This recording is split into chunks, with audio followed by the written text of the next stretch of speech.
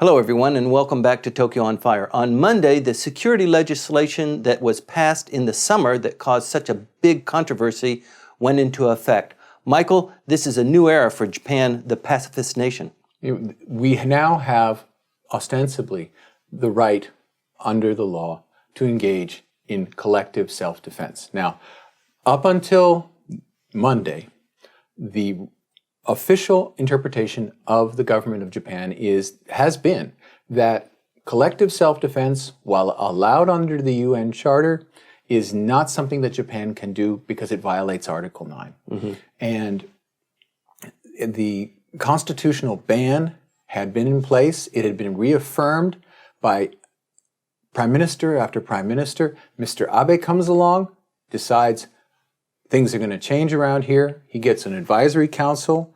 He points it. They tell him, these things are constitutional. He takes the Cabinet Legislative Bureau, which functions as sort of a mini Supreme Court, and he pulls out the guy that's there and puts one of his own persons there, the first time ever that anyone from the outside had ever been appointed the head of that bureau. That guy amazingly says, this plan that this group has made, it's constitutional. And suddenly the ball starts rolling. And it's been rolling ever since. And there are a lot of people who have been trying to stop it. Mm-hmm. We've had street demonstrations, the biggest ones in 20, 30 years. And we've had a constant, an avalanche. A creation of a new political movement, in Japan. An avalanche of protest, actors, actresses, musicians, performances, all kinds of actions that we haven't seen for anything in any way for so many decades. Suddenly trying to put the brakes on this process, which was basically decided on July the 1st of 2014, when the government, in a cabinet decision, said, okay, the council and the Cabinet Legislative Bureau chief, they agree, this is constitutional, we, the cabinet, agree, bingo, it's done. Mm-hmm. But they had to put the legislation together. Right.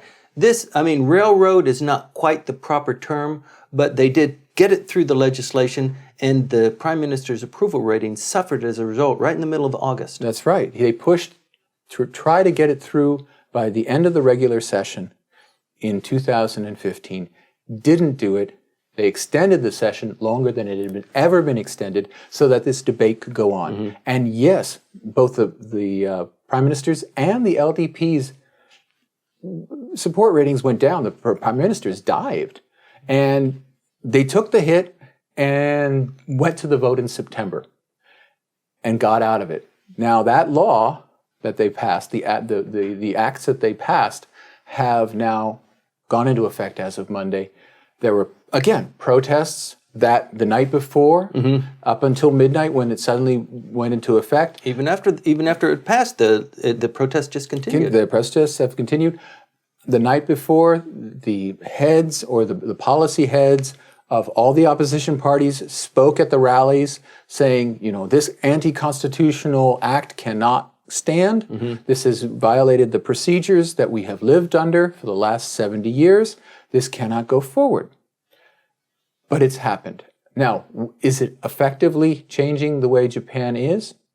Well, I'm looked around on the streets, not much has changed. Right. Well, something like that, really, it does take a long lead time. But I think also the Minister of Defense is being very, very careful about initiating anything, even on the peacekeeper front, so that we just keep it nice and calm. We don't get involved, give it a little bit of space and time. The budget was increased 1.5 on defense spending.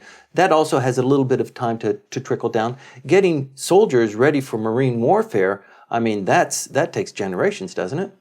Everything that they're going to be doing is going to require time, and it's going to require coordination with the United States. Mm-hmm. Now, in 2015, Japan and the United States signed a new set of security guidelines, which set out very clearly the roles and obligations of both sides in regards to each other. Mm-hmm. And those were written with the idea that the security legislation would pass in September. Well, didn't he promise to the U.S. Congress, this will pass? 6 months before even went to a vote. That was a really bad set of sequencing events right there, where you make the promise, then you do the guidelines, then you do the legislation that actually can make it happen.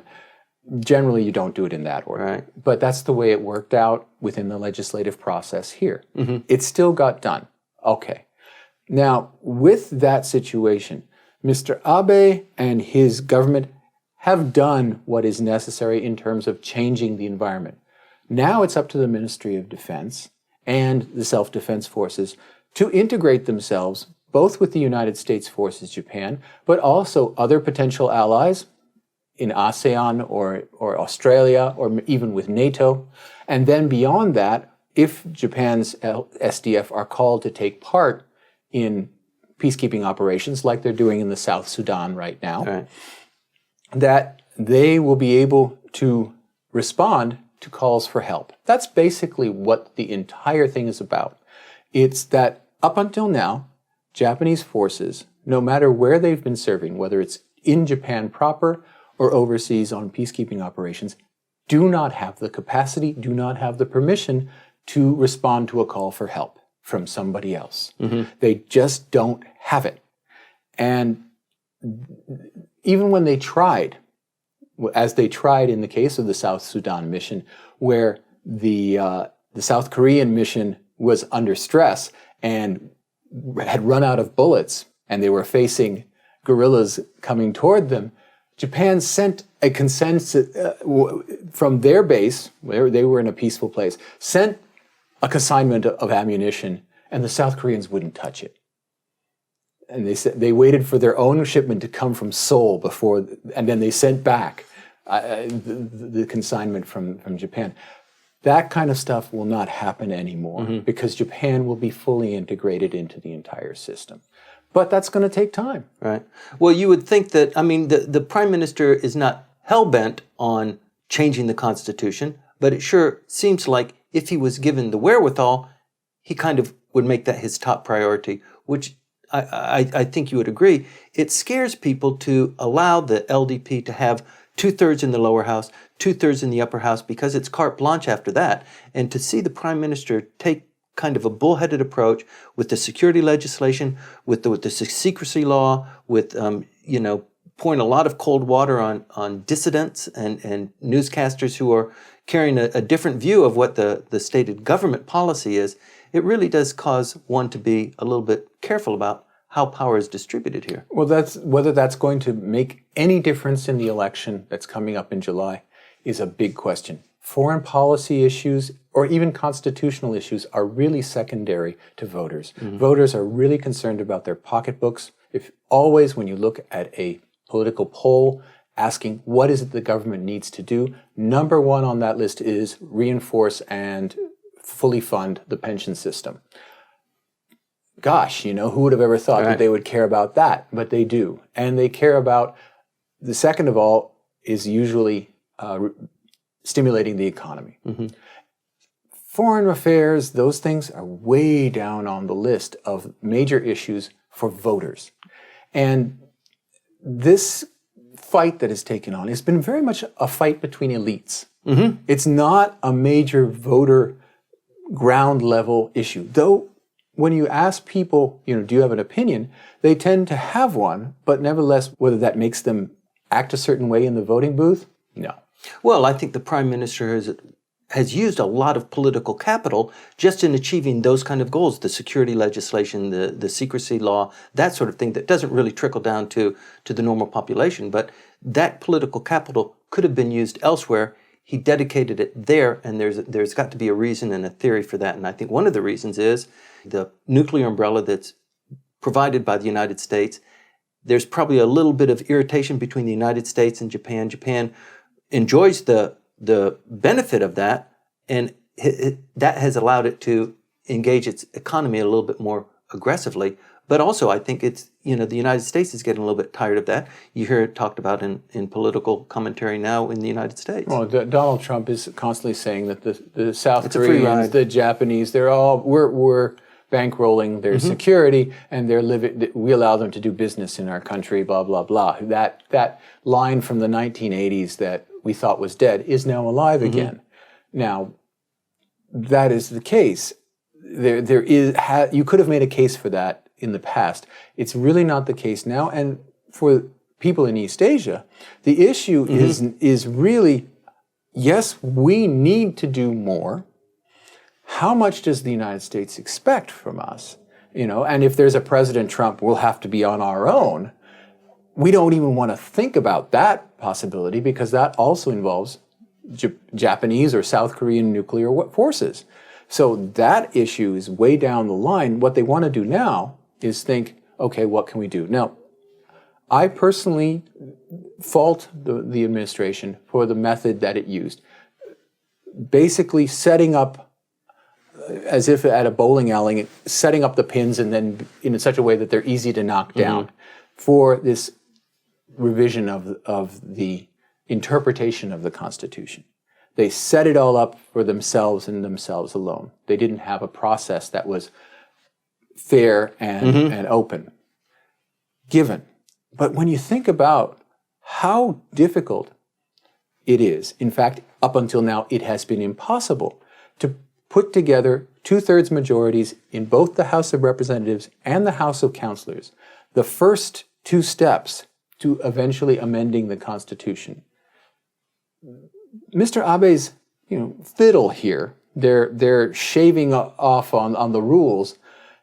You say, okay, that's to deal with real security issues that Japan is facing. The rise of China, the increased technical capacities of the DPRK. These things have to be answered. Right. It's not simply something that you can just say, well, the U.S. is going to cover for us, because the U.S. isn't going to cover for us. And if Mr. Trump's in the presidency, they're not even going to cover the things they've already promised. So what do? Do you still keep not doing anything until you have those 2/3 majorities? That would be irresponsible. That would be irresponsible. And I think as any responsible leader, you want to be able to empower the defenses of your country to take care of your country. Maybe not project power too far away, but at least to protect your borders from invasion and that sort of thing. And those kinds of invasion forces, I mean, those are now far beyond the seacoast. It's the capacities that Japan has taken on through this new legislation are still vastly smaller than what it would need in order to defend itself without the United States here. So that the U.S.-Japan relationship, at least on the Japanese side, is going to continue and in fact blossom.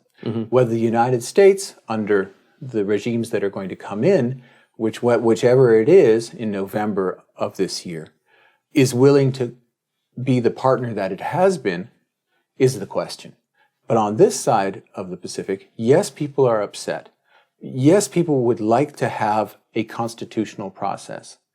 But sometimes you're going to have to break a few eggs to make an omelet. In this case, they broke the eggs, and they broke them in a very limited way. If you read the legislation, it has some very tough criteria in terms of what are the circumstances when the self-defense forces can engage in collective self-defense.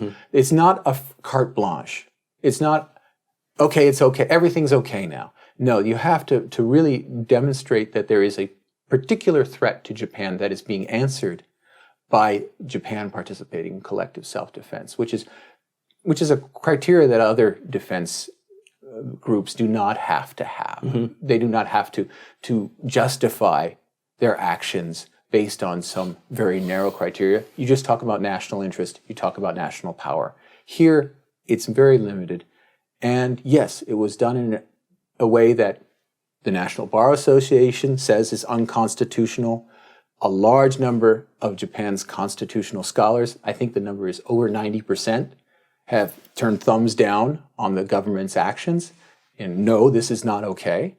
At that point, they've really gone out on a limb to do something that probably is best for the country. Right. Well, unlike Read My Lips, No New Taxes, probably this piece of legislation on collective self-defense will take a long time to stew. We won't see a lot of action. It'll be just gradually integrated into the national defense of the country and training soldiers and that sort of thing, integrating it with other allied forces. And we're going to be seeing that happening over a period of years. And it won't really go into effect until after Mr. Abe himself is gone. And no matter how you extend his tenure, this is a process of a decade or so to really put this in, because previous changes to the general outlines of the way that the Japanese defense forces work have taken about that amount of time before they've really been put into place.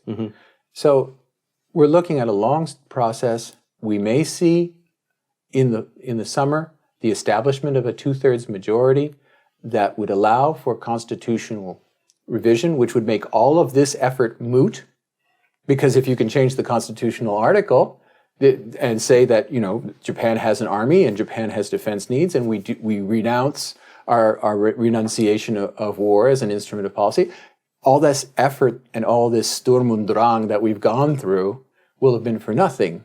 But at least it's already done. Unlikely at this point, wouldn't you agree? 2/3 for the summer election of the upper house? I would say it's pretty much out of the question, but there's still that tiny possibility. Step changes in Japan's security legislation and the dynamics of how Japan projects itself to the outside world and to the Japanese nation about what it means to be a Japanese. Please stay tuned.